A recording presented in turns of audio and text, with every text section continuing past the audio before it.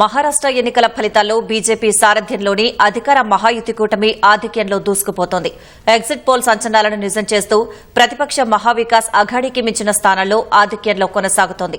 ఓట్ల లెక్కింపు నేపథ్యంలో కౌంటింగ్ కేంద్రాల వద్ద మూడంచెల భద్రత ఏర్పాటు చేశారు.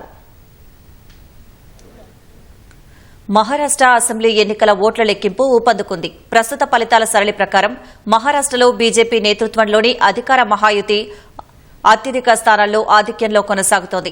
ప్రతిపక్ష మహావికాస్ అఘాడీ ఎంబీఏ కొన్ని స్థానాల్లో ఆధిక్యంలో ఉంది.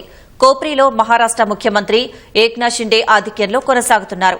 నాగపూర్ సౌత్ వెస్ట్ లో బీజేపీ అభ్యర్థి ఉప ముఖ్యమంత్రి దేవేంద్ర ఫడ్నవీస్ ఆధిక్యంలో ఉన్నారు. బారామతిలో ఎన్సీపీ అభ్యర్థి ఉప ముఖ్యమంత్రి అజిత్ పవార్ ఆధిక్యంలో ఉన్నారు. వర్లీలో శివసేన యూబీటీ అభ్యర్థి ఆదిత్య ఠాక్రే ఆధిక్యంలో ఉన్నారు. వాండ్రే ఈస్ట్ లో ఎన్సీపీ అజిత్ పవార్ వర్గం నేత బాబా సిద్దికీ కుమారుడు జిషాన్ సిద్దికీ ఆధిక్యంలో కొనసాగుతున్నారు. ఇస్లాంపూర్లో ఎన్సీపీ ఎస్పీ అభ్యర్థి జయంత్ పాటిల్ ఆధిక్యంలో ఉన్నారు.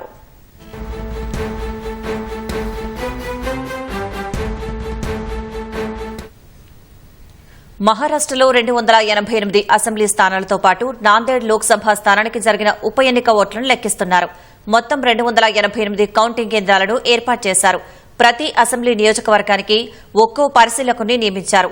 నాందేడ్ లోక్సభ ఉప ఎన్నిక కౌంటింగ్ ను పర్యవేక్షించేందుకు 2 పరిశీలకులను నియమించారు.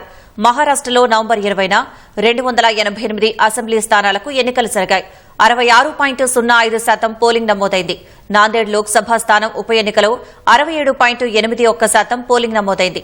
ఈ ఎన్నికల్లో అధికార మహాయుతి కూటమిలోని BJP 149, Shiv Sena Shinde party 81, NCP Ajit Pawar వర్గం 59 స్థానాల్లో పోటీ చేశాయి.